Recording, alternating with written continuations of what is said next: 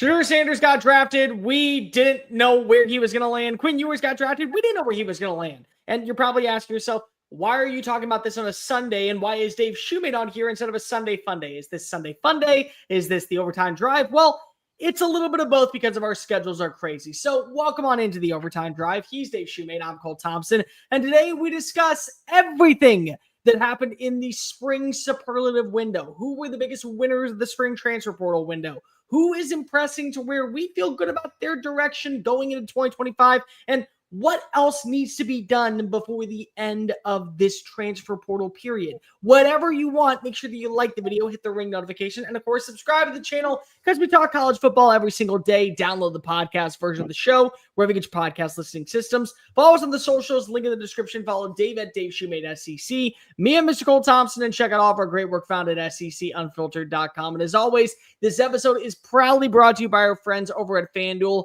Go visit FanDuel.com/SECU and join today by getting started with $200 in bonus bets when you win your first $5 bet. So whether it's the NBA playoff, NHL postseason, a regular college baseball game, or the MLB regular season, lay down some money, win that bet, get $250 in bonus bets by simply going to FanDuel.com/SECU. Schuster, how the hell are you? Dude, your boy's doing good today, Bear. Great Sunday afternoon of gambling there. Don't toot my horn too much on gambling because we all have our good and bad days. But LSU in baseball won for me, winner chicken dinner. Auburn in baseball won for me, winner chicken dinner. Kentucky in baseball won for me, winner chicken dinner. LSU in baseball won for me, and then a final one, Bear. That's what I'm kind of proud of because they were close games all weekend, one-run games. I took the Texas A&M Aggies plus 1.5. So you just covered the spread game in this series by 1 run. So your boy covered by the half of a run. Good day. Then even the Lakers, Minnesota hit the over for me. So. Yeah, the over hit the over for me on the Minnesota. The line hit the over on Anthony Edwards. So again, if you want to listen to us for college football takes, that's a good thing. But maybe right now, because we're both riding hot, you may want to listen to us for some. I'm telling you, baseball. I think if people, I keep telling people this, if you could lock in on one conference in baseball and watch a decent bit, keep up with it. I don't think Vegas or these lines makers put their best odds makers on these college baseball games. No. So it's kind of if you kind of pay attention to it pretty well, like our channel does. You can win. I won a lot, betting on Omaha in College World Series last year because I don't think a lot of these odds makers know the ins and outs of the college baseball. So it's always, it was one of the better times of the year to make some money. Make sure you like the video, hit the ring notification, of course, subscribe to the channel. Tonight's show, let's talk about who won in the spring. We're going to get about our spring superlatives. Which transfer portal was the best? Who do we feel better about going into 2025? Which programs do we still have questions about? Alabama's schedule. What do you make of it going into 2025? How important is a hot start for the Crimson Tide in year 2 underneath Kalen DeBoer? And then we'll throw in a bunch of other nonsense. But I want to start off with the NFL draft. This past weekend, over 257 players were selected, including Shedeur Sanders, who decided to draw headlines from the second that the number 2 pick was made. Cam Ward was off to Tennessee, and everyone else was just kind of wondering where he would fall. He went to Cleveland. He's going to go to Cleveland. He's going to compete for the starting job, and that's about the end of the conversation we have to have. And the reason I say that is because of all we heard this past weekend was about Shedeur Sanders. What was a more underlying story, especially going into day 3, was the Quinn Ewers conversation. Quinn Ewers decides to go pro. He does not decide to stick around in college football for another year. He had offers up to $5 million to go to multiple programs. Many a school thought that he would have been a qualified starter for another year, but he decided that he wanted to go to the Sunday game. A lot of people thought he was going to be a round 4 player, maybe at worst a round 5 player. He goes all the way until the last 15 picks and lands with the Miami Dolphins. And naturally at this point, there's a lot of criticism going around that he made the biggest mistake for his overall net gain in terms of salary for college football. Come back for one more year on the Saturday game. Maybe you'll end up bettering yourself. Maybe you'll end up not getting drafted at all, but you'll still get paid $3 to $5 million to go play one more season of the Saturday sport. Here's what I have to say on this, because it is a giant story. This is a lose-lose situation in terms of how we're going to cover it, regardless of how you feel. Because on one hand, I have my opinion on the Quinn Ewers take. The other hand is that the college football fans that are screaming, how dare somebody leave our school to go chase a bag elsewhere, are now criticizing Quinn Ewers for not chasing a bag and staying on the college football level for one more season.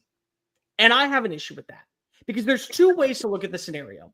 The first one is Quinn Ewers made a giant mistake by not staying in college football. He was never going to be a future NFL starter. He was never going to be a guy that we thought we were going to see actually transcend and get paid a bucket load of money after being hyped up as potentially the number one overall pick a few years ago, number one recruit coming out of college football, coming out of South Lake Carroll, and he never met those expectations. That's the one way to say it. So you might as well go ahead and chase the money in college, maybe win a national title, and call it a day.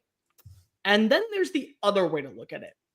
And this is where I have to make sure that Texas fans that are tuning in, and a lot of Texas fans I know are tuning in, keep in mind that legacy is a big deal. And Quinn Ewers chose the legacy route over the money route, in my opinion. Quinn Ewers never wanted to go anywhere else but the University of Texas. He got paid $1 million to go to Ohio State. And naturally, when you're 18 years old and you have an opportunity to hit the reclassification, guess what? 90% of the time, you're going to do that. But Quinn Ewers also knew that his time at Texas was up. The Arch Manning era was going to be underway, whether he was on the roster or playing elsewhere in 2025. It was time for 16 to take over as QB1. So you have to ask yourself a serious question. What's more important to my overall demeanor in this sport? Do I want to be known as the guy that took Texas to back-to-back college football playoff appearances, won a conference title in the Big 12, helped Texas establish itself as a face in the SEC, and then go elsewhere, maybe be known for winning a national title with Notre Dame, maybe being able to help Miami do the exact same thing by winning the ACC and not winning an actual college football playoff game, but still being able to get that far? Or do I want to be known as a Texas alum? Do I want to be known as a Texas Longhorn? And that's what he chose. And money's not a factor for him. And you know what? He's still going to get paid at least $4 million over the span of the next 4 years of his career. And if he ends up playing well in Miami, he's going to earn another contract. He's going to earn a third contract. And he's going to be around the league for years on end while still carrying the legacy about what he did at the University of Texas. Let me remind Texas fans real fast, because I seem to be number one Quinn Ewers supporter. Quinn Ewers is not the reason why you got back to the level you were, but he was a major factor in it. And you do have to appreciate the fact that because of you had stability at the quarterback position, when he was healthy, you won a conference title. You made the college football playoff. You competed in year one of the SEC. You made sure that you were put in a location to where he was able to say, we, the University of Texas, are a qualified team. So you have to consider that. And now he can go chase the NFL, and hopefully he'll make the 53-man roster out in Miami. And if he ends up doing that, he'll end up getting paid the exact same he would have gotten paid this year over the next 4 years. And maybe that will benefit him the way it benefited Colt McCoy. Nobody's complaining about Colt McCoy having a 13-year career in the NFL and playing in a handful of games. He got paid. He still is remembered as one of the greatest Longhorns to ever exist, and he carries on the hookup tradition on the Sunday game.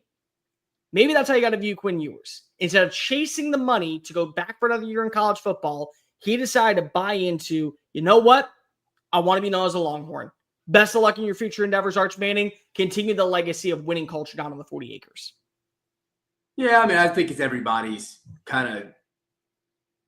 situation is different. He comes from a well-off family. I think if you were going to make $4 million in 1 year, $4 to $5 million, if you're not in a good situation like his family, I think so I'm looking at it more from a business decision than probably he looked at it from a legacy decision, because I think everybody's situation is totally different when it comes to that regard. I'll say Colt McCoy. And I agree with you, Bear. The legacy thing, I think from a fan's perspective and stuff like that, I don't think Quinn Ewers dug that deep in the conversation. He knew he probably doesn't want it in Texas anymore. It's called a spade a spade. It's ran its course. It's Arch's team. Reigns over it. Yeah, it is what it is. He was going to obviously say, like how you mentioned, was have to go somewhere else. It is what it is. I think he went to a good spot. I saw Sandman in there mentioned it. Who named Zach Wilson and Tua? It's not a terrible situation to go into. And I also think you got to think about it from a development. How much better could Quinn Ewers get in college? What could Quinn Ewers have done different besides stay healthy? But at the end of the day, if he goes back and gets hurt again, you're risking everything from that perspective. So I don't know. I think I think the situation's a little different if he doesn't come off from a well-off family in this situation. Maybe a little, but at the same time, I think it's a big deal compared to a kid that comes from nothing. Like he probably stayed in college, got some more deals. I mean, $4 million in a year. It's hard to tell my mom no, dude. If she really needs it, I don't need her working 2 jobs anymore. You know, I mean, it's a little different. Then Quinn Ewers' mom probably don't work. If I had to guess, so I'm looking at it more from the business perspective. I get what you're saying. I mean, I don't think him and Colt McCoy are even in the same class. They're not, but back standpoint.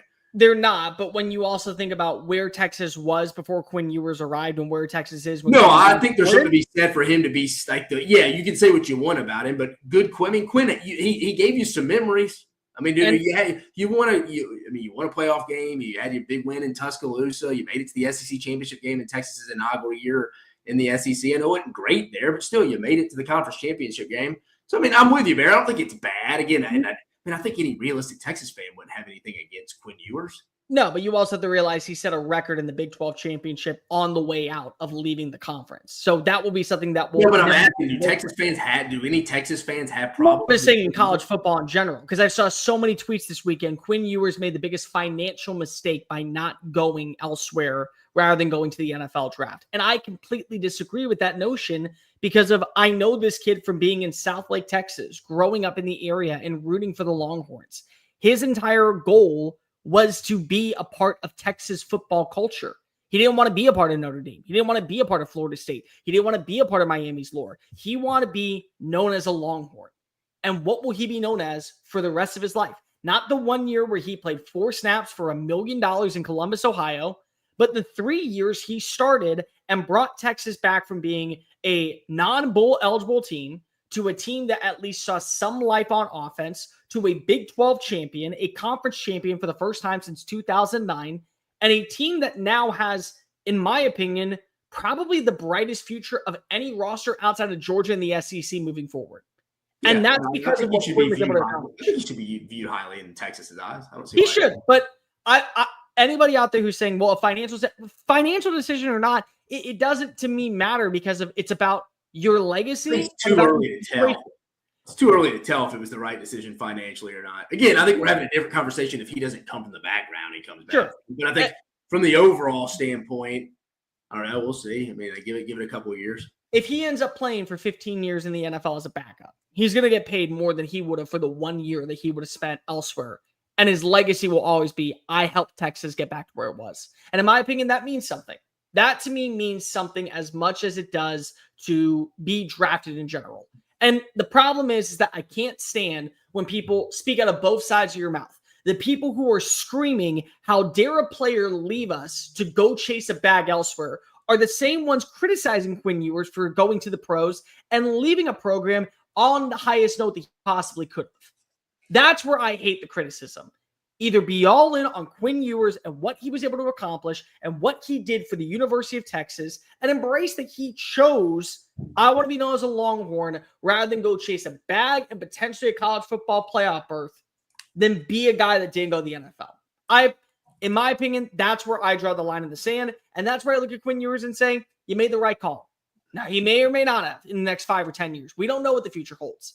But in my opinion today, because of who he is as a person, and what that program meant to him throughout his entire life, made 100% the right call. And I think that Longhorn fans and college football fans should appreciate the fact that he was willing to do the part that a lot of people don't want to admit. Moving on from a program to let the next person come in line and continue the winning legacy that he had already established. Yeah, Matt is right. It did look like he was live from Cabela's. Like the video, hit the ring notification, and of course, subscribe to the channel because we talk college football every single day. Leave a comment down below. What do you think of Quinn Ewers' situation? And also, what do you think of the spring transfer portal? Because if that's a big deal, we still have a few more days and a few hundred players that are looking for their next home. Also, let us know your comments on what you thought of the Longhorns versus the Aggies in baseball. Clean sweep out of the dish. Dave, spring superlative time. Let's talk about the biggest winners and some of the highlights that we can talk about when you look back on how this spring went, because it's a very big deal. It's not something that probably is going to be talked about enough later on, but there's a lot of foundation put in place and a lot of groundwork laid to where a lot of these teams can probably look back and say October, November and say, this is when we realized we had a vision and we probably knew that we were going to be better than advertised. So we have a couple of superlatives that we want to give out. Dave, I'll let you. What? So let's get them, baby. I'll let you start off. First superlative, individual that you are higher on offensively following the spring. All right, so obviously there's not a lot of film of this guy here. Transfer within the conference, winter portal cycle.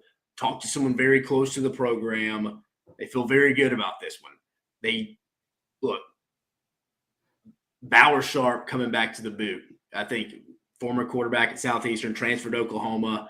He had a big spring. And that's what sucks, man. I think like when there's not as much transparency in the spring now. The games there's no spring games on, so we don't see this. So a lot of it is word of mouth and sources. Because again, there wasn't a lot from Bauer Sharp last year. But from talking to people at LSU offensively to me, and I'll be honest with you, I got a lot more defensive names when I was asking like general managers, personnel people in this conference who they liked.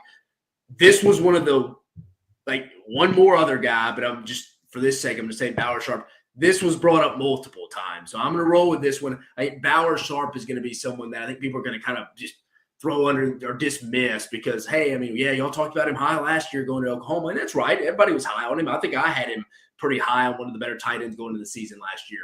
But again, we got to factor in a lot of stuff happened that was outside of his control. Injuries at the quarterback spot, OC getting injuries at the offensive line and his surrounding skill spots. So I'm going to go Bauer Sharp transferring over to LSU. Going to be one of Garrett Nussmeier's, I think, primary, at least in the short intermediate game in 2025. So I'm going to hearing a lot of good things about him.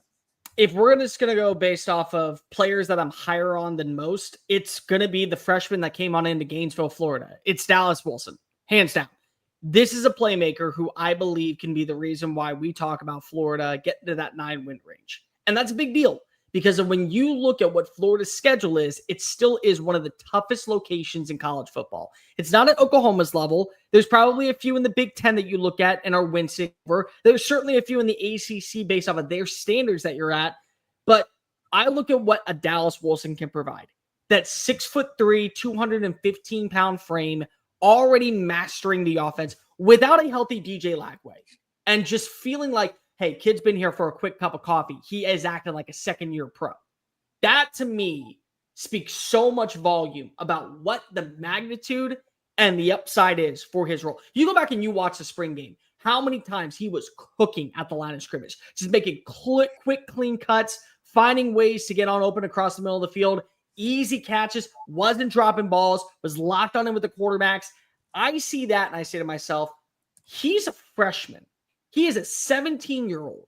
And I remember last year the impact that a 17-year-old made at the University of Alabama. And I remember last year the impact that a 17-year-old made at Auburn. And I'm saying maybe a Dallas Wilson isn't a Ryan Williams or a Cam Coleman in terms of skill set or ceiling. But I will say the way that he plays the game and the impact that he could have for Florida's offense, we talk about winnable plus all the time on this channel.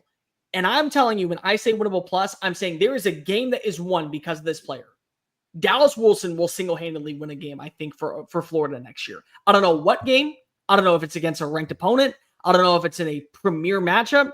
But I am so fixated on what he has provided. And this was the kid that at the very last second said, hey, thanks, but no thanks, Eugene, Oregon. Phil Knight, keep your Nike money. I want to go down to Gatorade land, and I want to be a part of what's going on in the swamp. I believe he is going to be the breakout player of all breakout players in the SEC this fall. I am very excited to see what Billy Napier is able to cook with him and DJ Lagway. Yeah, I can see that, especially him as an early enrollee. That helps. Defensive player that you're extremely high on after this spring. All right, talked to Jim Nagy, Oklahoma fans. Talked to him yesterday. He's high on our – again, this is another kid I've not seen film on in a long time. I remember his film out of high school, Nolensville High School in Brentwood, Tennessee.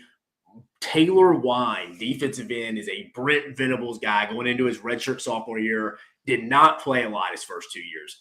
This is the year – I think Jim Nagy was saying that that's someone who's going to blow up for us that we need. He's like, he's a guy that fits into Brent's system. He's a guy that sits 2 to 3 years, understands the system, has gotten better each year, has gotten stronger each year. He's a guy that I like this one because like you don't hear a lot of people talk about this because this is a guy that's going to be going into his third year in the program. In today's college football world, hell, in the world in general, you're done.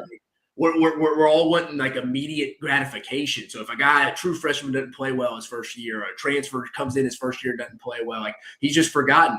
We forget about these guys now, but Brent Venables relies on these type of guys, even going back to his defensive coordinator days at Clemson and even prior to Oklahoma, where he's just the DC there. But no, talking to Jim Nagy, we all know, trust his evaluation skills. I think this kid could be a big contributor, especially in that front seven for the Sooners at 25.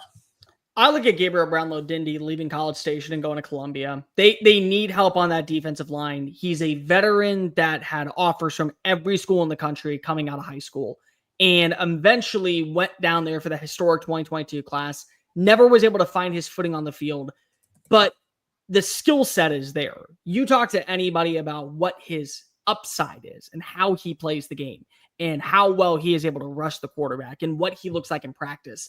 There's so much to like about that. But the problem is when you go to a major school like Texas A&M or even Oklahoma, you got to realize that if you don't immediately start to flash, you kind of get buried down the depth chart. And that 5-star rating, it goes out the window almost instantaneously. But when you go to a program that needs help with some veterans after losing TJ Sanders and Tonka Hemingway and letting Kyle Kennard go, and you still are going to believe that your defense underneath Clayton White can be such an impactful force to where South Carolina, we can say whatever we want about what they've lost. The expectations out in Columbia are not changing. Willie B is expected to host a playoff game, I would say, within the next 2 years because of what the foundation they've established underneath Shane Beamer with Lenore Sellers, especially if Sellers comes back next year. If I can get the version that I saw on tape and the way that I've heard about him coming out of camp for 12 games, you can have one bad game, but let me just go 10 games. How about for that matter? And he ends up being a 7.5 sack guy, 10.5 tackles for losses. He's winning in his pressure rates. He's eliminating the run game. Do you know what a wonder that's going to do for your linebacking core, what that's going to do for your secondary, what that's going to do to be able to put pressure on quarterbacks when there's a third down situation, when you're on the road playing against Missouri and Columbia, when you have to take on Ole Miss, when you have to go travel to Baton Rouge, Louisiana? To me, just Gabriel Brownlow-Dindy, I've seen what the skill set is. I think that he may eventually actually lead to that level. Like there's always like that one or two players in the NFL or college football. This is the year that I'm finally going to quit you. This is the year where I have to quit Gabriel Brownlow-Dindy. But I'm willing to give him one more shot because if he's going to a system that I think is really going to fit for him. Yeah, I love this kid out of high school. We were heavy on him. So Lakeland, Florida kid. Yeah, I'm right. You're right. I'm fired up to see what he can do in Mike Elko's second year. They're going to need him to step up with some of the losses they had on the defensive line. Team you are higher on right now after spring practice? Man, people are going to think I'm crazy for saying it. I'm going to go. I'm going to bite. They're going to hook me again. I could be wrong. I'm going to go Auburn. And I'll come back to this question here in a bit.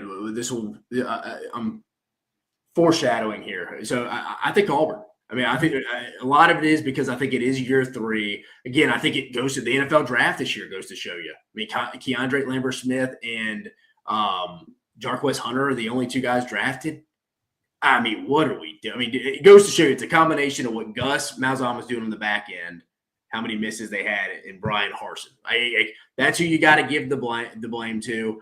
But I think Hugh Freeze and them have brought in a lot of really, really good players. I mean, multiple times. I mean, I heard Keiron Crawford, the Arkansas State transfer, who was on the roster last year. They expect big things out of him this year from talking to them over there. I think the defense overall is going to be very improved. They could have 2 of the best corners in the entire league, entire country. I mean, again, Jackson Arnold can get rolling. They should be pretty good. We know they got in the skill spot. I think the schedule's pretty beneficial. That first Friday game against Baylor, we ranked our top 3 games. Like that is a very underrated game. I'm fired up on a Friday night to open up. That is an awesome game. And again, Bear, it's their season. It's their schedule for last year. A lot of winnable games. I thought they would win 8 games last year. I think they can win 8 or more this year because I do think they're better personnel than they've been in a while. And I do think the schedule's still around as easy as it was last year. But, I mean, I'm saying that coming from a team that only won 5 games last year. So I'm higher on Auburn. I think it's a little bit just because who I talked to. I'm probably a little biased in that. But I don't know. I do think they've raised the floor, and I do think the schedule – we talk about Tennessee's schedule a lot. I think the schedule is why I'm also high on this as well. I'm going to get a lot of flack for this, and I've already told you. I'm going to say some very inappropriate and probably irresponsible things over the next several months. I think Oklahoma has a shot to get to 9 wins. I am very, very high on the fact that this offense is going to be a night and day difference from what we saw in 2024. Have the quarterback that's already got a relationship with the offense coordinator and quarterbacks coach. And then you talk about what you brought in with the guy in Hendon. Hendon is the perfect fit for Ben Arbuckle's offense. That is just going to be like putting the cherry on top of the best Sunday that you've ever had. Because if he adds so much value, not just as a runner, but also as a receiving threat, I think the offensive line is going to be a lot better simply because of it can't get much worse. You have a full year of a lot of these players being in Bill Beatonbow's system. You went out and you brought in Michael Fasusi. You went out and you brought in the other 4-star offensive tackle. You brought out the Stanford kid as a backup who, if you have to start in a pinch, you feel pretty content with him. And then you're asking me right now to not trust a version of Brent Venables' defense to take the next step forward. Their schedule's tough. They may miss the college football playoff. They may go 9-3 and miss the college football playoff. But I want you to also remember, every schedule is built different. It's like a snowflake. You're never going to see two of the exact same. The way that Oklahoma to go 9-3, for a lot of other teams, Dave, that's an 11-1 season. You lose 3 games, and depending on how you lose 3 games, you may end up being a team that puts yourself in the prime position to probably be one of those conversationalists. Hey, if we have to throw a 9-3 team in here for the college football playoff as the 12th seed, did Oklahoma do enough? Because their resume is going to speak volume for the losses that they have and the wins that they have. They're not at Texas level. They're not at Georgia's level. I wouldn't even say they're at Alabama's level, or you could probably throw in maybe even a Florida or South Carolina. But they are going to be better offensively. And their defense is still the defense that we saw for years underneath Brent Venables. I can't quit the idea of thinking offensive coordinator, quarterbacks coach, quarterback, all from the same system. And then literally every other move that you made, especially once Jim Nagy got there, to pay for David Stone to stick around for another year, to bring in a Hendon, to go after some wide receivers. And I don't think that they're done. I think they're going to at least add 1 or 2 more guys in the portal before everything is closed. That's enough for me to say it's going to be a drastically different feel in Norman for year 2 in the SEC. Yeah, there's his health and depth to me. I mean, if you just told me right now they're starting 22, you're going to win 9 games of that schedule, oh, hell yeah, for sure. Again, but it goes back to their offensive line's health. I mean, I'm with you, Bear. I love Hendon, but his big Achilles heel is staying healthy. So you're bringing in a guy that can't really stay healthy into a situation where, like, you can't have him not be healthy. So that's my concern with them is, again, I'm with you. If you just told me straight up they were 95% healthy for most of the year and, like, were the exact opposite of last year where they were just destroyed by injury. I mean, look at MASH unit, an episode of MASH. If you told me they were healthy this year, yeah, they could certainly win 9 games. Team you're lower on than most. Gotta be. I mean, dude, it's one of the lower hanging fruit ones. But I mean, you lose your quarterback. You can say what you want about him. Nico, he started in the SEC. It's set in that system for 2 years. You lose him this late in the year. Again, Joey Aguilar's a winnable minus guy to me. They're gonna have to, again, I don't think it's all on him. You're gonna have to have a lot of stuff around him.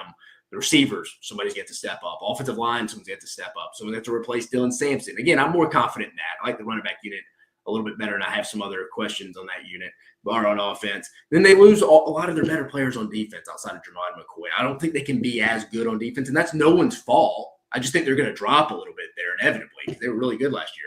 But it's got to be Tennessee for me, and I wasn't that high on them going into the year. I thought they were around 8-4, 9-3.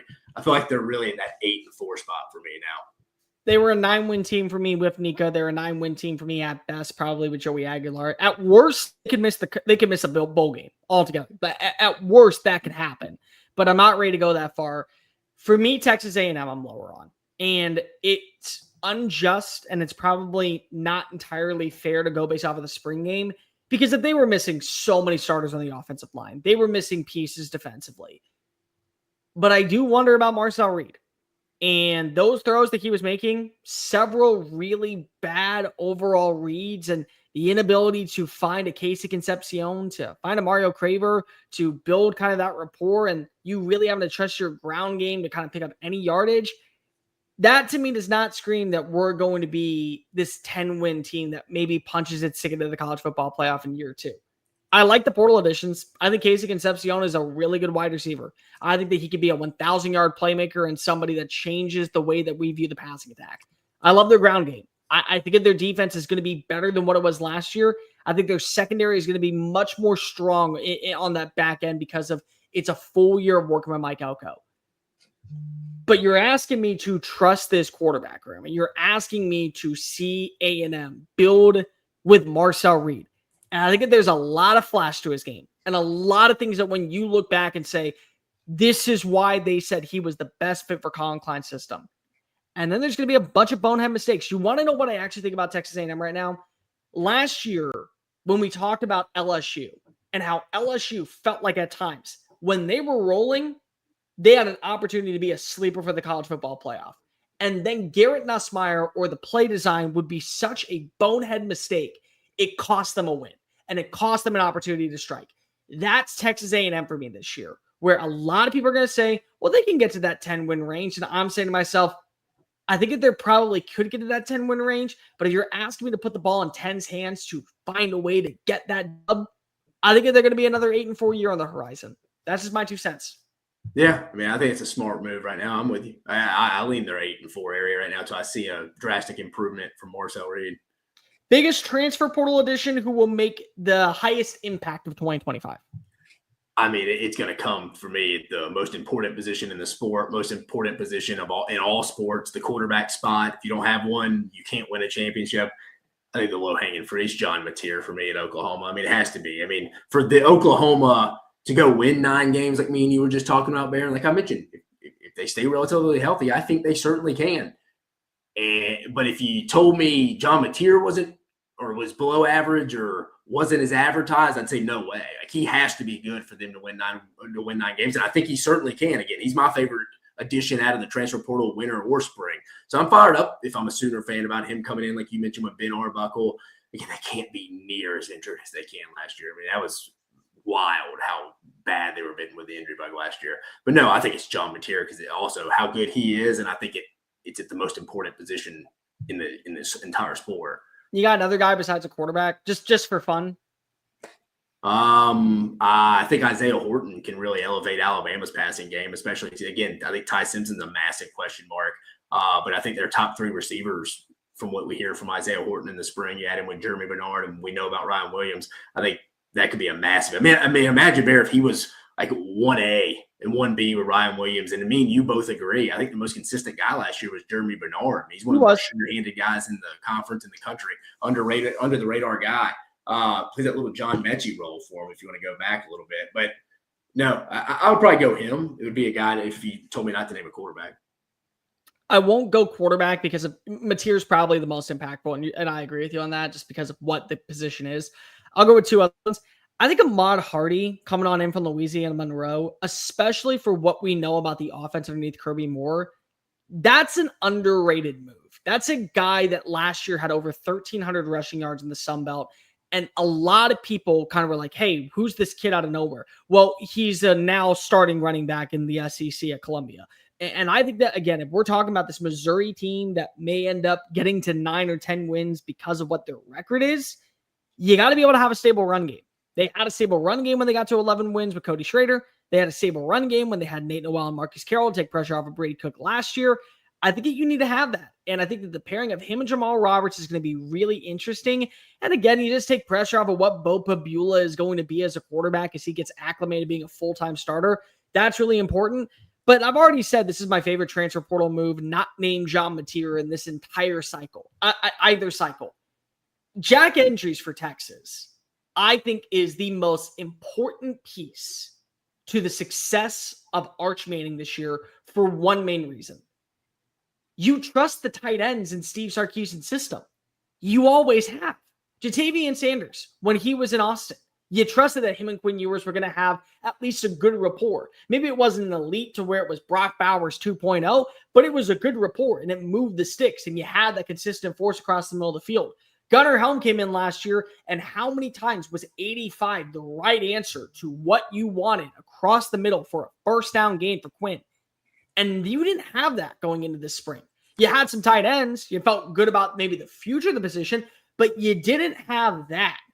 And in my opinion, Jack Endries, if he's not the best receiving tight end and the best tight end in college football, he's number 2 behind Eli Stowers at Vanderbilt. And I can tell you right now, Eli Stowers was not going anywhere. When he went to New Mexico State and he got into Tim Beck's system and he built that rapport with Diego Pavia, they were ride and die together. If you're going pro, I'm going pro. If you're coming back, I'm coming back. So you take him out of the equation. Texas did not have that tight end. They have that tight end. He's a great receiving threat. He's a good route runner. His blocking needs work. It does. But I want that guy across the middle of the field for a young quarterback that in his full-time starting role year 1 is going to be under duress and having to make some choice decisions under pressure. Give me that dude who's going to be 8 yards in the flats, turning upfield for a first down, and keeping positive momentum. I don't think enough people realize just how good of an impact Jack Endries is going to be for this Longhorn offense, especially because of the proof of concept when you look at what Steve Sarkisian's play calling designs it around that position especially. Oh, I got another one too, Bear, going through my notes from talking to people. Another one at LSU, one I don't really hear many people talk about at all, but they're high as hell on him. Mansur Delane, Virginia Tech. Oh, yeah, the corner, right? No one talks about this kid. I mean, they were even kind of like, yeah, we don't really even – no one talks about him internally. But, I mean, he was 3rd team All-ACC last year. I think he was 4th in picks. Yeah, they've been raving about him. Again, we all – when LSU's defense is – again, I don't think it's been rocking and rolling like we're accustomed to seeing back in the 2010s type era. But when we know LSU's good on defense, they have an edge rusher. They have a guy who is just a ball hawk around the football. You go back and watch some of his Virginia Tech highlights like I did this afternoon. He's always around the football, just kind of a gnat. Tip balls end up in his hands. He's knocking balls out at the goal line to turn people over on 1st and goal. Just momentum-changing game plays. LSU's been missing that on defense. I mean, they've tried to make it in Harold Perkins, but I do think LSU this year has some other guys. I think this kid could be a big impact player from a transfer portal standpoint that's not really being mentioned a lot out there.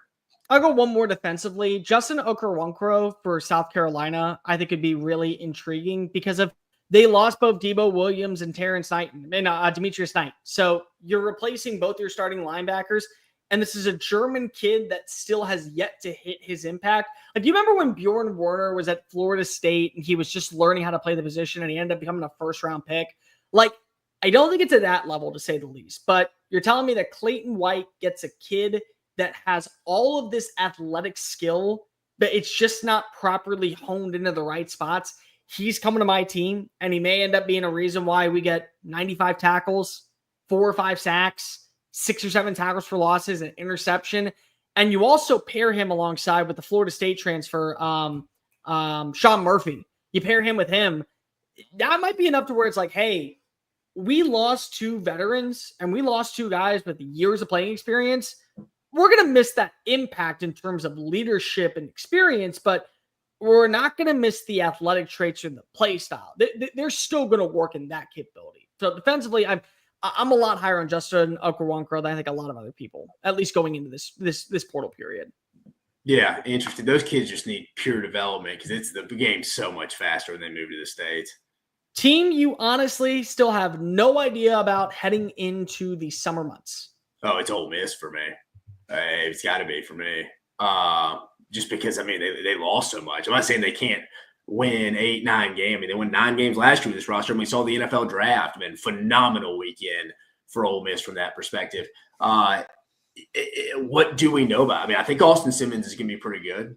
We saw a little bit of it against Georgia. Kind of got the momentum back. We saw that. I mean, I know Deshaun Stribling was a good player at Oklahoma State. How does this all mix again? Again, you play with fire a little bit in the portal. And again, if you want to do that, that's fine. There's nothing wrong with it. Just the portal is not going to be the same. It's not the same talent each year. Just like the draft, it's not the same draft each year. So if you're going to play with that fire a little bit, there may be some lesser players in it this year. You're not saying that, to be determined. It's just, man, it'll be a really interesting year in Ole Miss. I'm fired up now as the spring starting to – everybody's wrapping up and really kind of adjusting to football. I know we're in a phenomenal slate for baseball. Actually, what do we got? A 4-way tie for 5th place. Texas running. 5th place, yeah. But no, I mean, getting back into this football mode and really digging into what Ole Miss could potentially be. And I don't think anybody with a straight face can honestly tell you they fully really know. I don't think Lane Kiffin would know. But they got a lot of winnable games early. But that September 27th game when LSU comes to town, I think will be the real true first test. So it'll be interesting. By the way, we have over 1,000 people watching right now. So if you haven't, just make sure that you like the video, hit the ring notification, subscribe to the channel, because if we're going to talk college football as we get closer towards SEC Media Days in July, towards summer practice, fall camp, and then week 1. And when you're in the video, make sure that you leave a comment about what teams you want us to talk about more, because if most days we go live on Mondays and Thursdays, I have to work tomorrow and Dave's got other things going on. So we decided to go live and combine Sunday Funday and Overtime Drive together today. So just do that for us. It takes literally 10 seconds. We're not going to ask you or tell you to go ahead and sign up for the newsletter or anything like that. We're just trying to continue to build this SEC platform. Missouri's it for me because I just want to know what is going to be this offense. And I say that because of Corey Batoon's defense was awesome last year for losing a Blake Baker and not feeling like you missed a beat by that much. There were some spots I felt like you actually played a little bit better at times. There were some spots where it felt like you were allowing a Boston College to hang around too late or come back, or a Vanderbilt to come around too late. And those are things you can work on. But Batoon, for the most part, impressed me in year 1 as defense coordinator. You lost so much offensively. And in my opinion, you gained a lot offensively. You brought in Kevin Coleman. For my money, was probably the best wide receiver that nobody talked about in college football last year, outside of maybe Andrew Armstrong, and he's going to be a factor for your team. You just landed the Illinois State kid. You just got better at the tight end position with terms of depth. You've brought in a brand new starting pair of tackles. You still have Caden Green and Colin Tolleson on your offensive line. You have a really good run game, and Bo Pabula, in the small sample size that we have had, is a super athletic quarterback. And the other thing that's really important, Dave, we talk about how easy Tennessee's schedule is. This was a 10-win team last year when you include the bowl game over Iowa, and all 3 of their losses were on the road, and they get to welcome them to Como this year. So when you play South Carolina, you're going to have the home fan base behind your back. When you play Texas A&M, you're going to have the home fan base behind your back. When you play Alabama, you're going to be at Faroe. And you still have the schedule to where you're probably going to beat up on the worst teams. You're going to be able to hold your own against Mississippi State. You're going to be able to punch your face against an Oklahoma or against an Arkansas. And you should. But are you a good team? Or are you a team that just got very lucky, didn't play any ranked opponents? When you did play a ranked opponent, you lost to them at home, or you made it close, and you underachieved for what you had as a schedule when your window of opportunity was to now strike. They could be an 8-win team. They could be a 10-win team. If Bo Pabula is as advertised, and this offense is actually humming, and they don't miss a beat with Luther Burden and Theo Wees gone, and they feel good about the tight end position, and Kirby Moore takes another step forward as a play caller, they could go to Atlanta.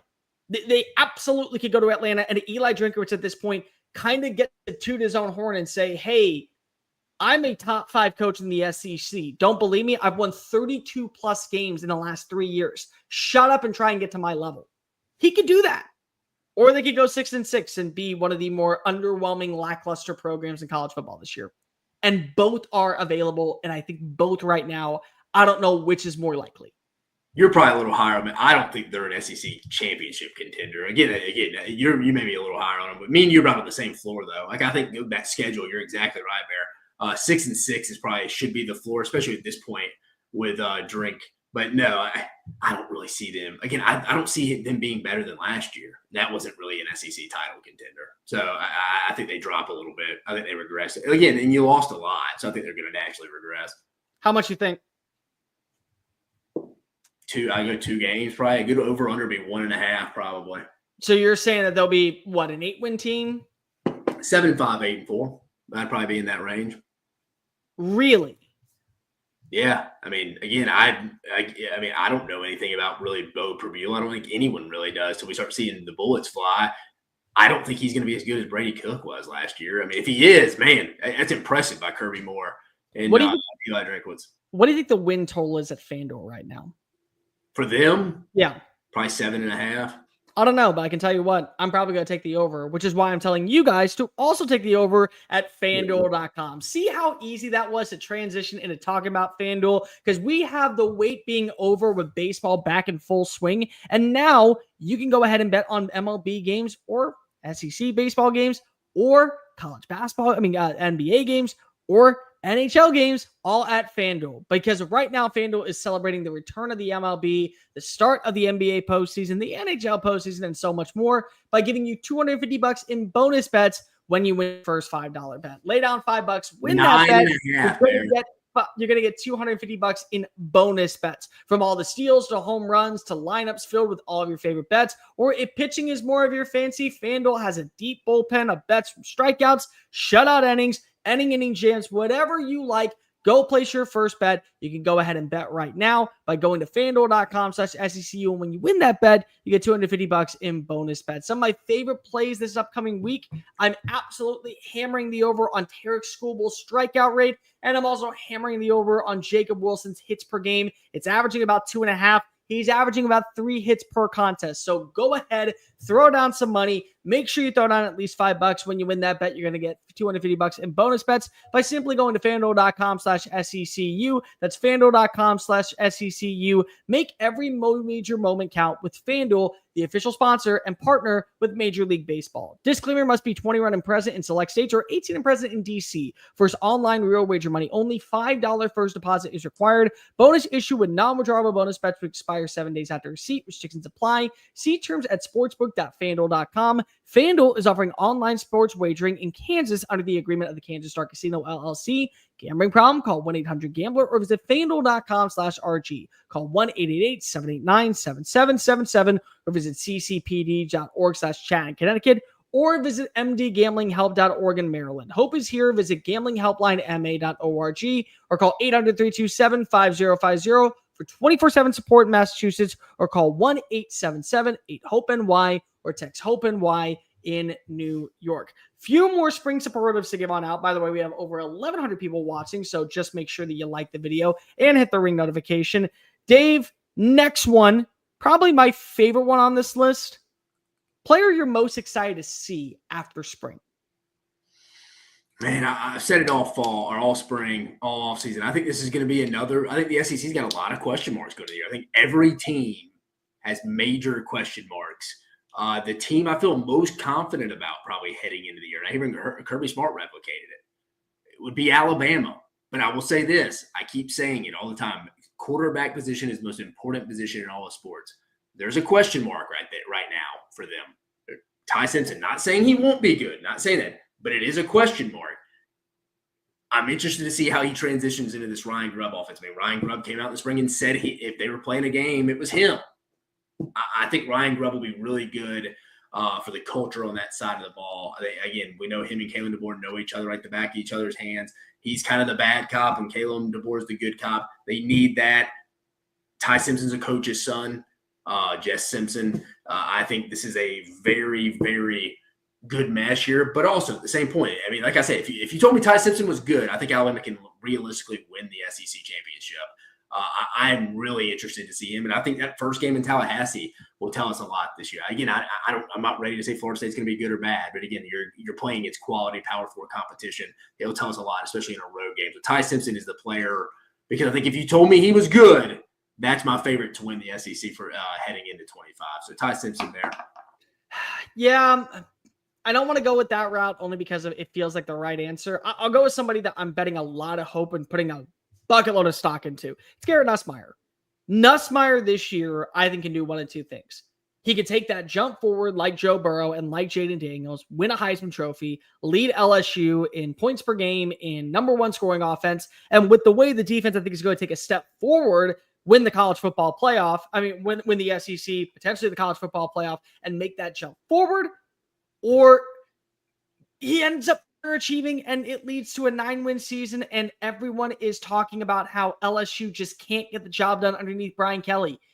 The weaponry is really good. Like, there's a lot of dudes that I can see all being 1,000-yard playmakers if he's on the right page. You brought in Nick Anderson. He was a former freshman All-American. You bring in Berrien Brown. That is pure speed. You still have Xavier Thomas. You still have Chris Hilton. You feel good about how you talked about Bauer Sharp. They have pieces there that just are so well equipped to all being solid contributors. And I think they're going to have a solid running game with Caden Durham as their lead back. But at some point, I have got to stop always leaning into the, hey, let's talk about how, last season we watched as there was no run game. And so that led to all the interceptions from Garrett Nussmeier. Nuss has got to improve when it comes to decision-making. He's got to be able to play better under duress. He's got to be able to make the right reads in a timely manner. There's a bunch of minor things that if he does well, I think LSU is probably one of the teams to beat in the SEC, especially if their defense is just a fraction better than what it was, because I think the offense can. And we've talked so much about this, Dave. So much about this. Year 2 at LSU for a starting quarterback. The rise. It's not just a soliloquy. It's not just a phrase or a parable. Like, it's a real thing. But do you think it's more just a coordinator thing, like Joe Brady, and then my guys over at Notre Dame, Denbrock? Like, is that you know what I mean? That's what I'm wondering. But can Joe? I think it's more I would give the benefit of the doubt. I don't think it's just an LSU thing, but I think it's the coordinator. So I'll be interested to see. But can Joe Sloan be that? I don't know. That's my problem. I don't know. I'll say this. I don't think Joe Sloan is the coordinator Joe Brady or Mike Denbrock is. I will say that. Doesn't mean Garrett Nussmeier is going to be bad. I don't know if he gets that out of him. Now, I do think Garrett Nussmeier has that in him. I do. I think he has the ability to go. Like, if you told me somebody could pull that out of him, yeah, he has that in him. I just don't know if Joe Sloan's the guy to get it done. Is there another guy that you're looking at right now? Anybody else besides Ty Simpson that you're excited to see? Most exciting? Obviously, John Mateer would fit that. I'm trying to think of a defensive player here. Barry, you named a guy that I'm interested in higher on from the defensive side. Gabriel Brownlow-Dindy. He's going to have a real shot to affect that. He's going to have every chance in the world. You're right. He's an interesting guy because they've lost so much. And you keep naming them, Barry. I mean, Joey Aguilar. I know that's a low-hanging fruit one, but I'm sitting there thinking about that one as well. Who else we missing, Barry? Anybody? I got one. Go. Logan Diggs at Ole Miss. If he can stay healthy, you're right. If he can stay healthy, that changes a lot. Because if he's a new quarterback, and it's gonna – I also want to go with Luke Haas. Like again, the tight end position to me is just so fascinating. How much we talked about him at Arkansas, and the fact that now he is in a much more tight end friendly system, and we have seen transfers just work. Does he live up to the expectation that he met a few years ago? Because if so, I mean, Ole Miss is one of those teams where if you told me they went 10-2 in a year where the expectations were, hey, just get to 7-5, 8-4, you bought yourself a few years of luxury, and they go to the college football playoff. Like, it's not going to be shocking to me at all. It won't, because of when the expectations are low for Lane Kiffin, he always breaks them. But Austin Simmons, you're talking about Ole Miss, yeah. I mean, he's a guy I'm excited to see. Yeah, there's a lot of – because I think the league this year, there's nobody it's like the hands-on favorite to win. I mean, Bear, who would you say – we answered it in one of our questions on Thursday, one of our Thursdays, like 2 or 3 weeks ago. Who will be the favorite? Who do we think the media picks at media days? I said Georgia, you said Texas. Texas or Georgia, yeah. I think Bama will have some sprinkled-in team picks in there. LSU, I could see having some picks. You think anybody else out there gets a pick outside of like a dumb, like Vanderbilt, like pick at the end? Somebody throwing that out there. Yeah. Like realistic. LSU, I think, is going to get 1 or 2. No, I'm with you. I think outside Georgia, Texas, Alabama, LSU, anybody else get multiple SEC championship picks? Not one. Multiple, no. But you will see a few. I'll say probably Tennessee maybe gets 1 just because of homerism. I think that probably you'll see a South Carolina 1. Maybe you'll see a Texas A&M 1, but like I would say probably I agree. Top 4 teams would be those are top 4. By the way, if you have any comments, go ahead and fire away so that way we can go ahead and join you, because the longer we stay on, the more we'll go for you guys. J-Pat, we miss him because we haven't talked about him, so I want to get him on here. We miss you, buddy. Nasty. How you been, J-Pat? Joey Axe shows up in Knoxville and has a hooker-like season. You and I talked about this. 21 hooker or 22? You and I talked about this. I don't think he will have a hooker-like season, but I will say that if he ends up being just like Hendon Hooker as a facilitator and the wide receivers have a breakout, fall camp and they all look like the way that they did a few years ago, by all means, I'm not going to sleep on them. Like, I think Aguilar can be a solid starting quarterback. And I thought Hendon Hooker elevated his team because he had a really, really good players around him. But that's the other thing is that you got to remember he had a great wide receiver in Jalen Hyatt.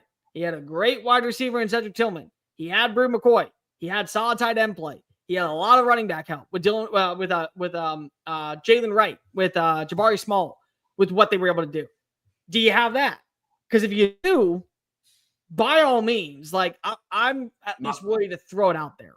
Yeah, my thing with the Hendon Hooker comparison is like, Joey Aguilar has we're approaching triple-digit interceptions almost in a season compared to what Hendon Hooker had in 2 years. He had 5 interceptions in 2 seasons. You always forget how good. I'm looking at his numbers now at 21. I mean, again, he wasn't near as good as he was in 22, but it's more of a compliment to how good he was in 20. I mean, again, though, his first year at Tennessee, 68% passer. He had 31 touchdowns, 3 interceptions, and in the next year, 27 touchdowns, 2 interceptions. Like, man, dude, yeah, I'm just so efficient. No, Joey Aguilar would not be Hendon Hooker. I already said I was saying that, but now I think it's just a discredit to Hendon Hooker. It's a discredit to Hendon Hooker, but it's also, I think, a discredit to how good that receiving room was that year and how many times they won their one-on-one matchups. Well, you're talking about 22. I'm talking about both times at Tennessee. He was good in 21 too. Yeah, still. If you told me that Joey Aguilar ends up throwing for 3,000 yards and 25 touchdowns against 6 interceptions, I could see it. Like, I could see that world. He's going to try to throw for 3,000. The dude's going to try to sneak it in there. Yeah, I mean, that's his down. I mean, that's going to be what Tennessee fans are going to be like. Hell yeah, man! Thread that needle. Maybe it's going to be like, oh man, Joey, don't throw that. Let me ask it's going to be the opposite of Nico. He's not going to be gunshot. Let me ask you: if he ends up having the exact same numbers as Nico, do you feel like that was money well spent? Yeah, because you won, but I don't know if he will. I think the turnovers will be up. I think that's in it. It's kind of like Phillip Rivers. Again, this kid isn't Phillip Rivers, but if you're going to use an analogy, the turnovers are going to be high. But I do think he's going to make some plays probably more so, definitely more so than what Nico made last year, because Nico, that was one of his issues. Tennessee fans wanted to see him be more aggressive. This kid has that in his DNA. It can be really good at times. It can be bad. You live with the sword, die by the sword. I'll tell you what, if he ends up having more passing touchdowns, more passing yards, and more interceptions, it's fine because if you're looking at the other two. If you're throwing the ball more, if you're more consistent when it comes to the yards after catch, more touchdowns, then you throw him one more interception. So say you have 2 more touchdowns with 1 more interception than what Nico had. In my opinion, that's a win. That's a massive win because if you're also saving a lot of money from what you were going to pay even on the current deal with Nico, and that probably allows you to go after a different player. 2 more, and then we'll move on to our last subject. Best transfer portal class. I think Oklahoma won the portal whole winter and spring. I don't even think it's a close one. I think they won it by far when you factor in who they got at the quarterback spot because it changes them so much. I'm going to go to the Sooners. I was going to go with Oklahoma and I was actually going to go with LSU for a while because LSU we don't talk about how well they went about bringing in players with all the money they saved when it came to the Bryce Underwood deal. But I also look at quality, and the quality that Texas got deserves at least some recognition. I don't know if it's the best, but when you talk about impact, Dave, they rebuilt their offensive line. I mean, their defensive line. Murad Watson comes on in from Syracuse. They bring in Levon Johnson from Maryland. Hero Kanu came in the spring cycle. Brad Spence comes in at linebacker. Travis Shaw from North Carolina. Cole Brevard comes in from Purdue.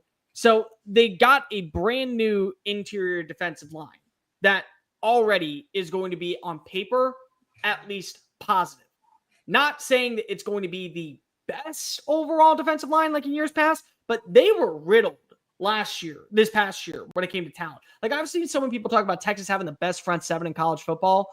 And I'm not ready to go that far. They may have the best pass rush. They may have the best linebacker with Anthony Hill come back for the year.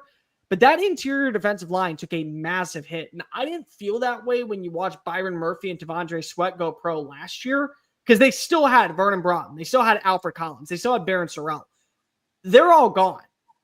I feel like that the pieces that they added in were really good in that general area. And then you throw in Jack Entries, and then you throw in Emmett Mosley, who was a breakout freshman wide receiver at Stanford. They get better with the kicking game because they bring in the Texas State kid. They bring in a brand new punter as well, Jack Baumeister, is the guy who say it. So like the 10 dudes that they brought in, they went straight quality. And the quality of them, I think every single one of them will have an impact for Texas going into 2025. To me, that means something. To where when you look at other classes, they went and they brought in players to go ahead and fill some back-end needs. Texas was direct about who they brought in. Every single one of them will be a contributor. Yeah. Well, yeah. I think Oklahoma made some bigger impact ones. So I'm with it. We'll see. Too early to tell. Post-spring bold prediction. I'm going to go Auburn wins 9 games. It's going to be my bold prediction as we stand right now. Could that change?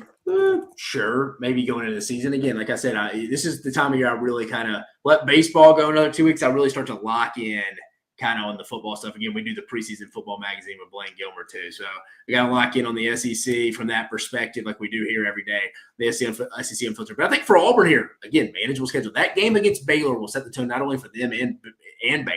Sawyer Robertson, former SEC player. It's a big game right there. Ball State, South Alabama, you think it'd be 2 wins. At Oklahoma, at Texas A&M back-to-back weeks. We know how that goes in the SEC. True back-to-back road games in the SEC. I think it was 2019 LSU and 2021 Georgia. And there's somebody else I'm missing. There's only been 3 teams in the past 6 seasons that have won true, not a bye week in between, back-to-back road games.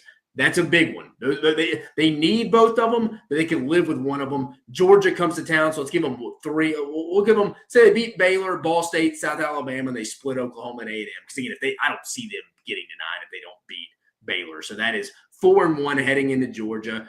At home, Georgia and Alabama both don't always play great. Auburn plays well at Jordan-Hare. They get Bama and Georgia this year both there.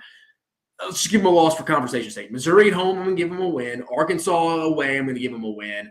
Kentucky at home, I'm going to give them a win. I think they're going to be better personnel-wise than Vanderbilt this year. Again, they get Vanderbilt very late in the year. Vanderbilt will inevitably have some injuries. I think they get Vandy this year. That's 8. Mercer, 9. There's a real scenario. They roll into the Iron Bowl in Jordan-Hare on November 29th with already 9 wins. And I think a lot of it is because they've raised the floor of their personnel on both sides of the ball, especially in the line of scrimmage. I think Jackson Arnold can only be better. They got the best wide receiver room in the country. Again, I think their front 7, second year under DJ Durkin, who I think is phenomenal. And the schedule, very beneficial there. I think Auburn wins 9 games in 2025. So we're going bold, right? Because that, to me, that's a little bold. Like that is bold for. Yeah. All right. If we're going bold, Red River Shootout in Atlanta come December. Rematch. That bold. You like the Sooners that much? I'm going to say some irresponsible things on Oklahoma. Ben Arbuckle is the perfect hire for the style of offense that you won in the Big 12. It's back in Norman. You have a quarterback that plays with that swagger and mentality of Baker Mayfield. You need that. The way that you've heard reports coming out of camp, how he is commanding the huddle, and how he is just already directing as like that veteran teacher, like that student teacher that's in all the classes in high school. He's doing that with the Sooners. And then you throw in a healthy wide receiver room, hopefully, a better offensive line, and still a defense that does have a lot of key players. Marvin Jones, Kendall Daniels. You still have David Stone. You didn't lose Dominic Williams. He's back for another year. Your secondary did lose Billy Bowen, but you still have Peyton Bowen. You still like your linebacking core, headlined by Kip Lewis. And the schedule is very challenging, but if your quarterback is as I think he's going to be, and we're talking about bold predictions, why can't Oklahoma, if they have one other wide receiver and a healthy Deion Burks, take the next step forward? Maybe it's Giovanni Gibson. They end up getting to that 10-win range and they go to Atlanta. And then it's Texas. And Texas, for my money, had the best recruiting class. In my opinion, they brought in the most quality type of players in the transfer portal. If you feel like that you're going to get better with Arch Manning with that schedule, you can lose in Dallas and still make it to Atlanta and get a rematch against Oklahoma and call it a day. So I'm saying that as much as we thought so highly of Texas and what they did last year, the way that Jim Nagy, when he came in, attacked certain positions, and then you also throw in what you have at the offensive personnel with Ben Arbuckle and John Mateer running the show, it's so hard for me not to envision this offense being better, this defense being still solid, and then potentially getting to that 10-win range to where, yes, a college football playoff appearance is on the horizon. And now you got to ask yourself, are you hosting a playoff game? Are you traveling for a playoff game? Or do you get 2 weeks to rest up before you go to the second round? And I think that's possible. I know it's possible in Austin. If we're going bold, why not go really bold and say Oklahoma takes that massive jump in year 2 of the SEC? Yeah, must have a year. Again, they upgraded the quarterback spot. Like, review, hit subscribe. Make sure that you're following us on all the social channels. Before we get on out of here, one final segment. And if you haven't already, go over to FanDuel.com/SECU. Sign on up by using the promo code SECU. Get $250 in bonus bets when you win your first $5 bet. We're going to start every single episode breaking down a schedule. And we're just going to go in alphabetical order. So you know what's coming first. You know Vanderbilt is last. So let's start off with the team that most people are probably wondering, what's the jump in year 2? That would be Alabama. Florida State, Louisiana Monroe, Wisconsin, a bye week before they go travel to Athens to take on Georgia. Vanderbilt at home, at Missouri, the third Saturday in October. Then you go play South Carolina before you get well rested for another challenging closeout of the season. LSU, Oklahoma, you welcome on in, and then you go close out at Auburn in the Iron Bowl, where weird shit happened to Jordan Hare. We already know that. So, Dave, when you look at this, top to bottom, let's start off with the first major fact. God, first of all, I love that when we get into schedules. I think it's really post-spring. It's preseason football magazine type of season for us to really break down schedules. But sorry, Bear, what was your question, the initial one? Most winnable conference game. Most winnable conference game going into Yeah. I'm going to say most winnable conference game for them. I'm going to go it's going to sound crazy because I think they lost I know they lost the game last year, but I'm going to go Vanderbilt at home. I don't think they lose that game this year at home. I'm pretty confident they win that game. I'm going to go Vandy. I'm going to go Vandy too. And it's not to be disrespectful, but I don't see you losing to Vanderbilt back-to-back years. Well, I saw Kane Womack even had a quote saying he had the scoreboard of that game sitting in his office. I was like, yeah, it's wild to say Alabama's going to be motivated all summer by the Vanderbilt loss. But, yeah, it's going to be one. I think that defensive staff is going to take a lot of pride in being like, hey, dude, we're not getting carved up again. There's no way. Not to say Bama's going to have some plays, but, yeah, you're right. That's going to game. There's a year Bama will not overlook Vanderbilt. And, again, I know they don't play every year. They used to, but not anymore. It's not this year. I think they win that game. No. Like, if you told me that they played close on the road against Missouri, I could buy it. If you told me that they played down to the wire at South Carolina, I could buy it. Dude, it was down to the wire this year. Yeah. I can't buy that after the way that your offense looked in that game and your defense really struggled, and that's why Diego Pavia and company were able to beat you in Nashville. I can't see a world where you drop that game. I can't. I feel like that if there was any game that you have circled, hey, this is an inexcusable loss for us, this is an inexcusable moment for our program, it's the Vandy game on October 4th. So I'm absolutely saying that is one where not only do they have to win, it's one where they're going to win, and they may end up taking out a couple of abusive comments that they have heard throughout the entire offseason on that matchup. So that I agree with you on. Next one, which is the easiest loss you can see on the schedule? And I'm going to preface this. Let's not say Georgia because of we know it's Georgia. Bear's asking a question that we have a comment. The math just did. Bear's like, I don't like how this math works. Yeah. I know the math is math in here. All right, not named Georgia. All right. I'm gonna go at Auburn, dude. Dude, Bama's won 5 years in a row. They're due to lose a game. Can they get to 6? Can they tie Auburn's last biggest winning streak that Auburn had from 2002 through 2007 with Tommy Tuberville? Can they tie that this year? They're going to have to go into Jordan Hare, where they've been lucky to win the last 2 games in 21 and 23, as we all know. I think this is going to be one of Auburn's better teams they've had in these 6 years, in these last 6 years. So I think that's the most likely loss after Georgia. See, like, you're asking me to believe so much in Auburn, and I get it. It's Jordan Hare. So, like, that to me is the reason why I would buy into it. But I also have said this before. In years where LSU is going to the SEC championship, and in years where they are good enough to be a college football playoff team, they beat Alabama. They do. They did it in 2019. They did it in 2022 when Brian Kelly's first year. Now, again, one of them was in Tuscaloosa, one of them was in Baton Rouge. But if I'm really high on LSU taking that next step forward and Garrett Nussmeier being in the conversation for a Heisman Trophy and leading the Tigers in that same way that Jaden Daniels did and the way Joe Burrow did, it's got to be that game. Their defense, if it's better, they have a healthy Honky Badger. They have back a Harold Perkins at the second level. Their secondary gets a couple of mistakes made. Like, there's a lot that goes into this to where it's like, it's risky because it's in Bryant-Denny, but I like LSU this year to be one of the better teams in the SEC. And so what does that say? You're probably going to have to beat Alabama.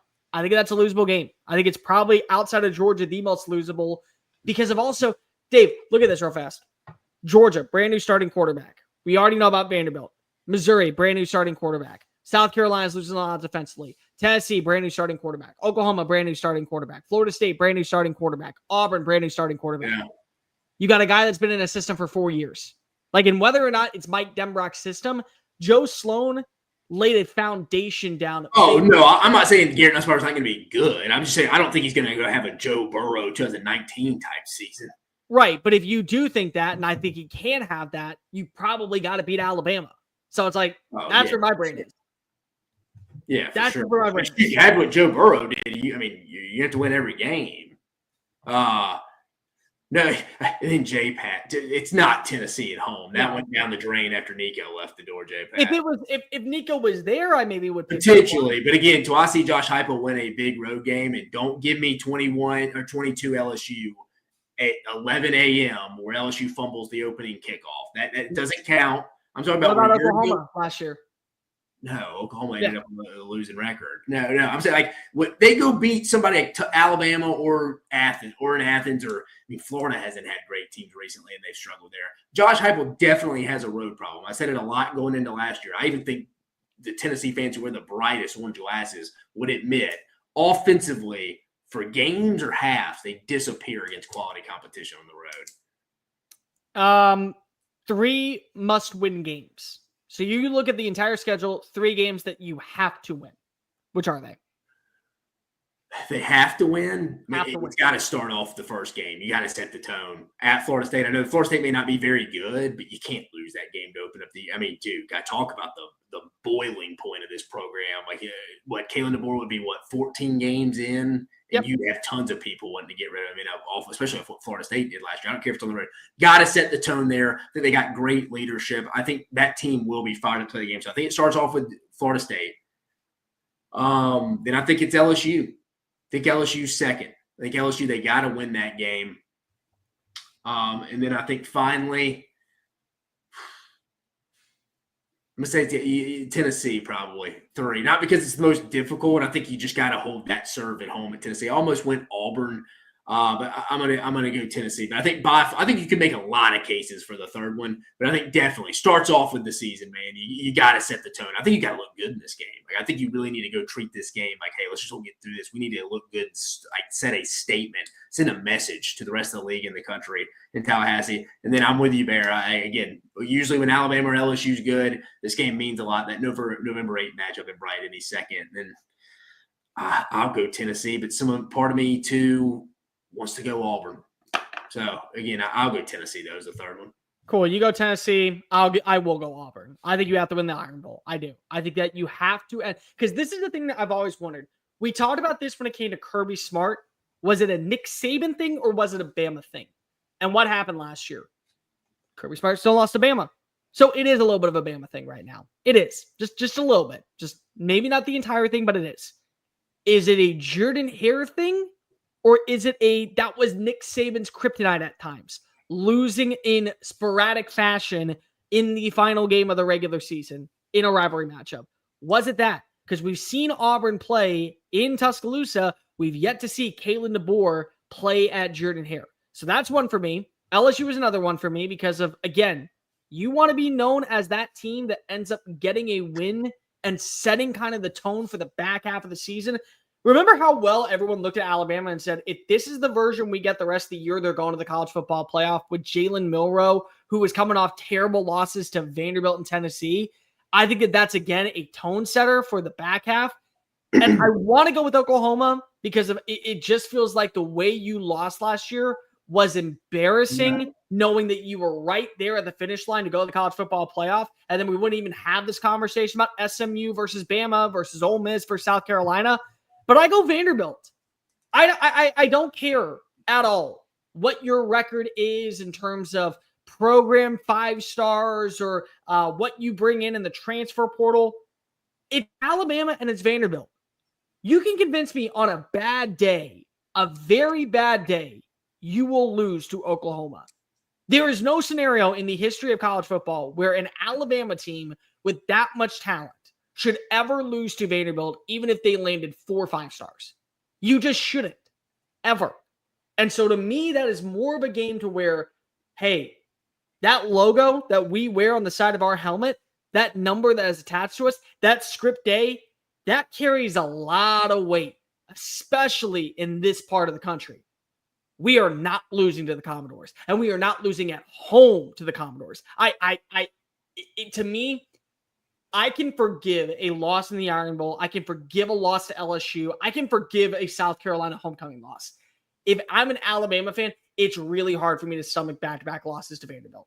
It's really hard for me to get into that. So those are my 3. Yeah, I mean, you lose to Vanderbilt. I like your point, though. Oklahoma's an under the radar. I think you can make a real argument for 3. I like that one, too. You're right, too, because you got embarrassed. That was a team that essentially kind of knocked you out of the playoffs.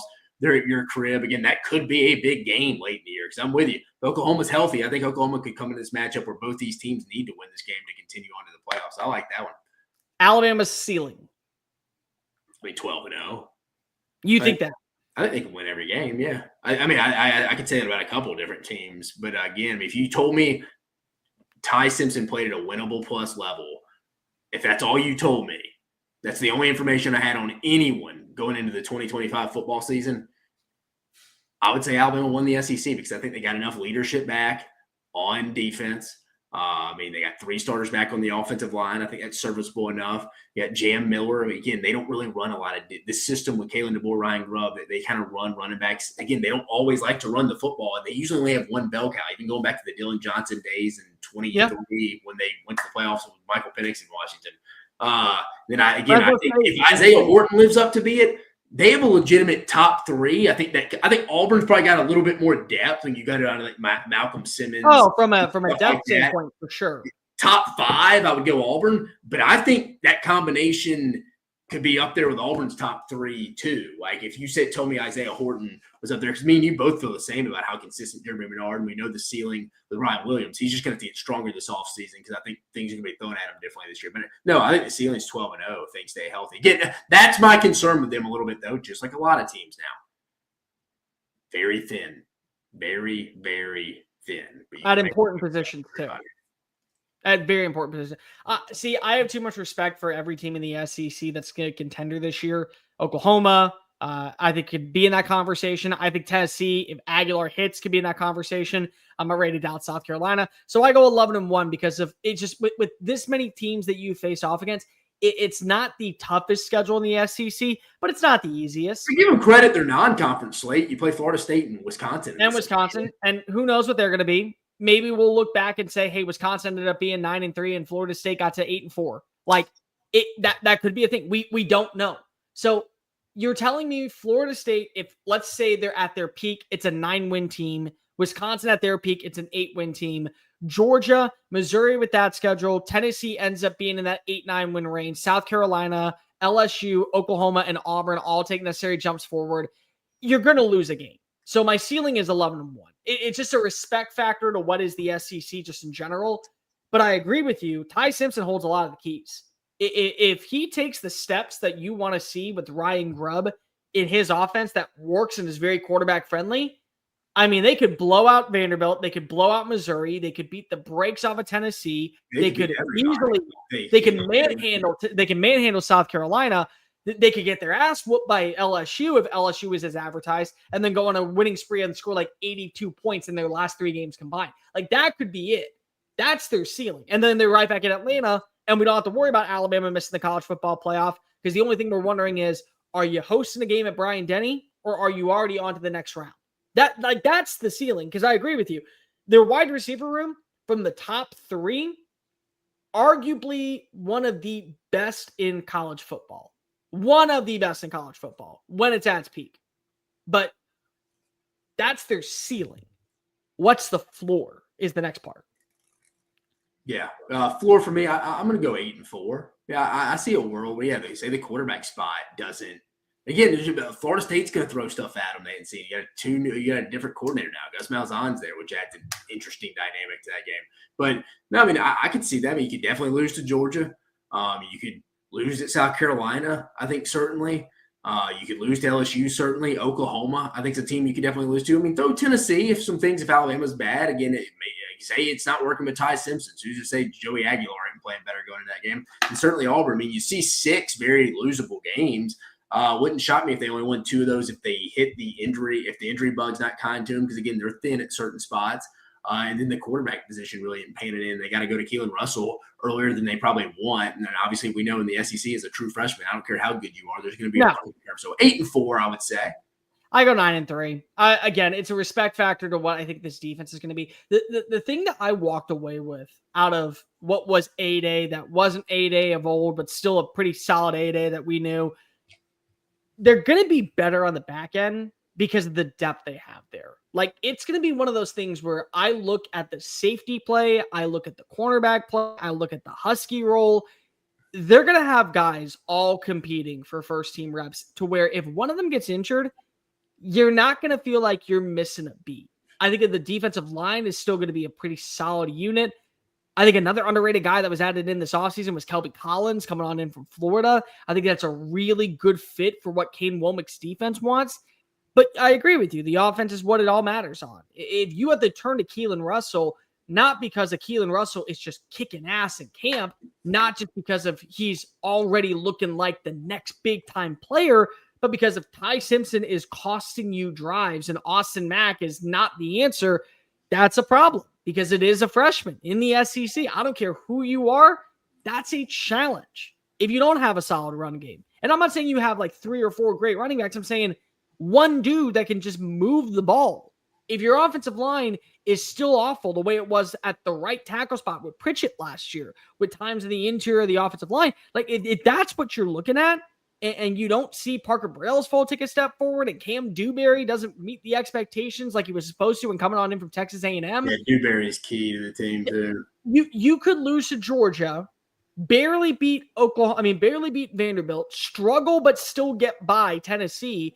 And then if Joey Aguilar and Missouri, and if Joey Aguilar and Tennessee are actually humming at this point, that's a game that goes down to the wire. And then afterwards, I might also add in, you go travel to South Carolina with Lenoris Sellers, where that's going to be a blow-for-blow game where you can only ask your defense to do so much against him. You can. So I think the floor is probably 9-3. And then just right now, gut feeling after today, what's your prediction? I'll go first and just say they're a 10-2 team this year. I think if they're good enough to be in the college football playoff, I think if they will lose 2 games, it may end up being South Carolina, the bye, and then LSU.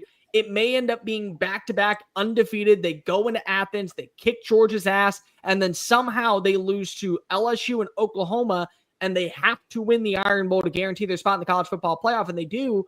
Or maybe they lose to Oklahoma and they lose to Auburn, but they beat South Carolina and they beat Tennessee.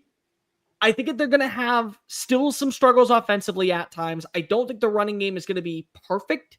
I think that they're still going to be so prioritizing the passing attack, but this is still a 10-win team.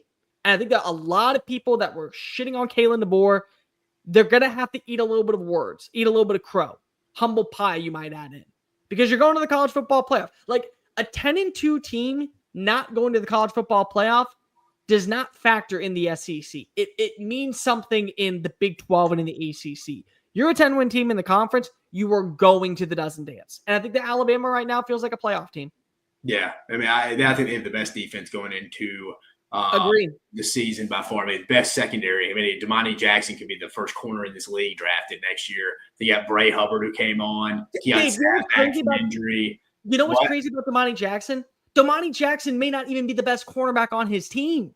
Like, from a talent-wise. He may be the most probably. The true freshmen, they said this freshman they signed last year, Xavier Brown's probably it, or Dijon Lee this year is a pretty good player. You're right. I wouldn't say they're deep because, again, you almost have Dre Kirkpatrick Jr. But he's an injury or two away from being out there. That's the concern. Bama starting 5 in the secondary is as good as you could probably ask in college football, like just off kind of experience and then playing well. But inevitably, we know you get injuries. So that'll be the key to me. I do think Deontay Lawson coming back is massive. So is Justin Jefferson. I mean, there was one point we thought they were going to lose Jahad Campbell, Deontay Lawson, and Justin Jefferson. It'd be like, oh, man, like they could be in trouble at inside back or LT Overton in the front. So the defense, you're fired up. I think Kane Womack, second year, we always see that. I talk about DJ Durkin. I'm with you, Bear. 10-2 is what I would say right now on April 27th, 2025 at 8:33, folks. Like, let's remember that. I would go the 2 losses if you made me pick. Would be in Athens and then in Auburn at the end of the year. But I do think Bama will be playing for the SEC title game. But I'm with you. I think they go 10-2 with 2 losses on the road. See, Dave and I were not expecting to be here for 90 minutes, but we have over 1,800 people watching right now. So the more that you watch, the longer we'll go. We'll take your questions. We'll take your comments. We love doing this because we're so close to college football. But this is the end of the show.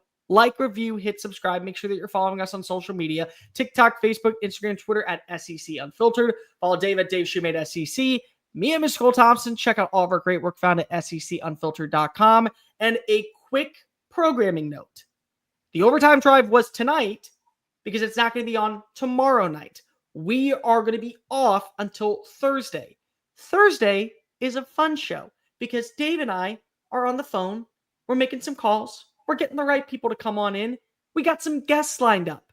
We got some fun things coming your way. Like Trey Wallace from Outkick is going to be joining us on Thursday, along with the mailbag. And Trey is going to be a part of the mailbag. So get your questions in on the mailbag. That way you get to go ahead and be a part of the show, as we always do on Thursdays. We're going to be breaking down Arkansas' schedule on Thursday. So if you are a Hogs fan, you may want to tune in for that one because you're either going to love us or hate us afterwards. And we got a ton of other content coming your way. So for Dave Shumate, I'm Cole Thompson. Have a great start of your week. Have a great end of your week, or I guess the end of this week would be the best way to put it. And make sure that you always remember, you only live one life. So go ahead and live it to the fullest. Bye.